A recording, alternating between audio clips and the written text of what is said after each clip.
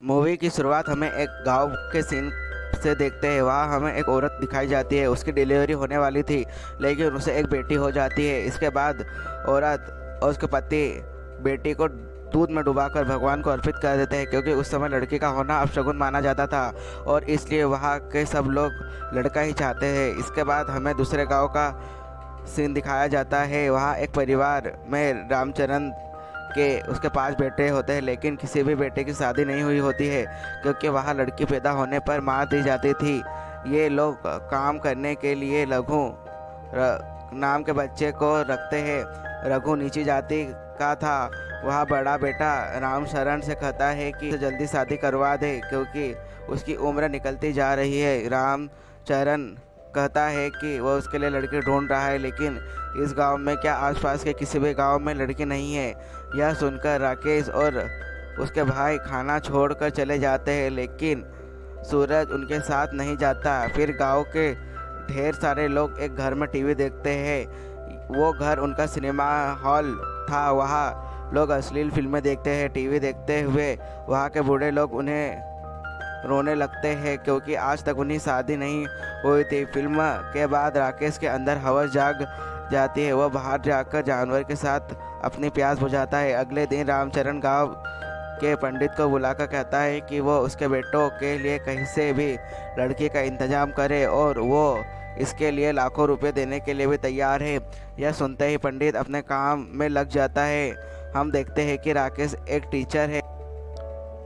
School में पप्पू नाम का दूसरा टीचर उससे कहता है कि उसकी शादी होने वाली है और उसे भी शादी में आना होगा। यह सुनकर राकेश को काफ़ी जलन होती है और वह गुस्से से बच्चे को पीटने लगता है। इसके बाद हम देखते हैं कि पप्पू की शादी हो रही है। पप्पू के पिता लड़की के बाप को 5 लाख रुपए और 2 गाय देता है। फिर शादी के लिए दोनों मंडप में आते हैं, जिसके बाद पंडित दुल्हन बनी लड़की का प्लाजा खींच लेता है, लेकिन वो दुल्हन लड़की नहीं बल्कि लड़का होता है।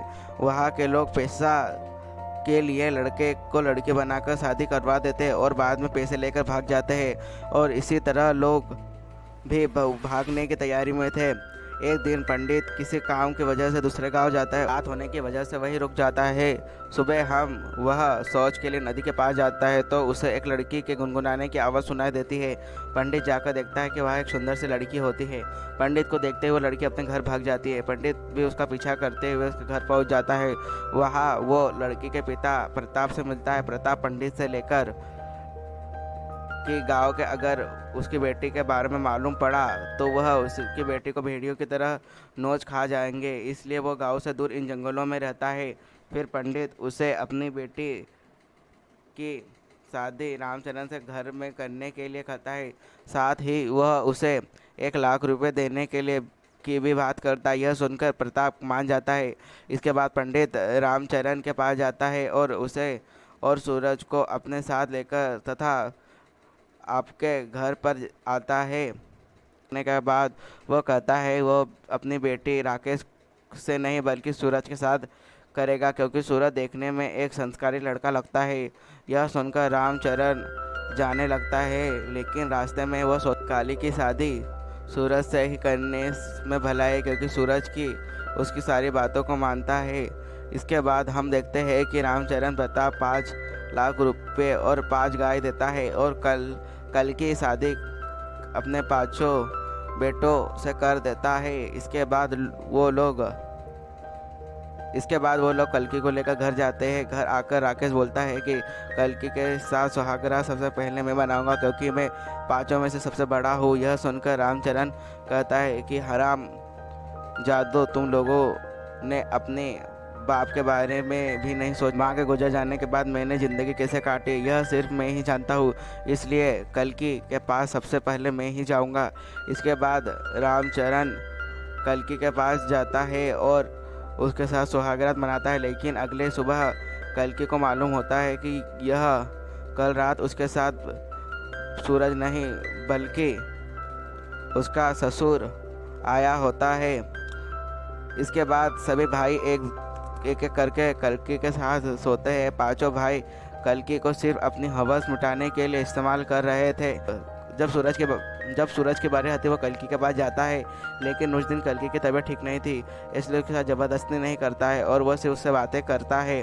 सूरज काम में कल्कि की हेल्प भी करता है। बाद दोनों एक दूसरे से प्यार करने लगते हैं। इसके बाद कल्कि अपनी बाकी पतियों को अपने पास आने से रोकने लगते हैं, जिससे रामचरण और उसके बाकी बेटे जलने लगते हैं कि सूरज ने ही उसका काम खराब किया है। अपनी हवस मिटाने के लिए ये लोग इतना नीचे गिर जाते हैं कि आप सोच भी नहीं सकते। एक दिन वो चारों भाई मिलकर सूरज को मार देते हैं, जिसके बाद कल्कि बिल्कुल अकेली हो जाती है। इसके बाद रामचरण समेत बाकी भाई कल्कि के साथ दिन में कई बार ज़बरदस्ती करने लगते हैं। कल्कि के चाह के भी कुछ नहीं कर पाती। फिर एक दिन वह रघु के हाथों अपने पिता के पास चिट्ठी भेज देती है।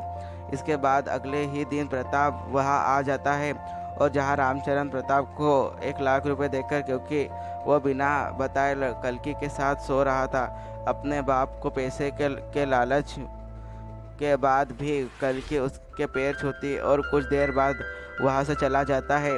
भले ही प्रताप अपनी बेटी को इन भेड़ियों से नहीं बचा पाया, लेकिन कल्कि अपने बाप को खुश देखना चाहती है। प्रताप के जाने के बाद राकेश बाकी भाई कल्कि को बहुत मारते हैं। मार खाने के बाद कल्कि रघु से कहती है कि वो यहाँ से आज़ाद होने में उसकी हेल्प करे। अगले दिन रघु कल्कि को लेकर भागने लगता है, लेकिन रास्ते में ही राकेश और उसके भाई उन्हें पकड़ लेते हैं। फिर रघु को वही मार डालते हैं। इसके बाद वह लड़की को लेकर घर ले जाते हैं और उसे गाय वाले घर में बांध देते हैं। इधर जब रघु के घर वालों को यह मालूम होता है कि रामचरण और उसके बेटे ही रघु को मारा है, तो वह बदला लेने के लिए वहां आते हैं। फिर जब रघु का चाचा कल्कि को बंधा हुआ देखता है, तो वह कहता है कि तुम्हारी वजह से ही सब कुछ हुआ है। इसके बाद फिर वह अपनी दरिंदगी के लोगों में जाता है, उन्हें भड़काते हुए कहता है कि बड़े लोगों ने हमारे बच्चे को मार डाला। फिर ऐसे ही कुछ दिन बीत जाते हैं। कल्कि प्रेग्नेंट हो जाती है। इसके बाद रामचरण वापस से उसे अपने घर में रख लेता है, लेकिन वहाँ भी उसे कंफ्यूज होते हैं कि उन बच्चों का बाप आखिर है कौन। वहाँ रामचरण कहता है कि सबसे पहले उसी ने उसके साथ काम किया था, इसलिए बच्चा उसी का है। जब प्रेग्नेंट वाली बात रघु के चाचा को मालूम होती है, तो वह अफवाह फैला देता है कि बच्चे का बाप रघु का भाई है, क्योंकि वह कल्कि को अपने पास रखना चाहता था।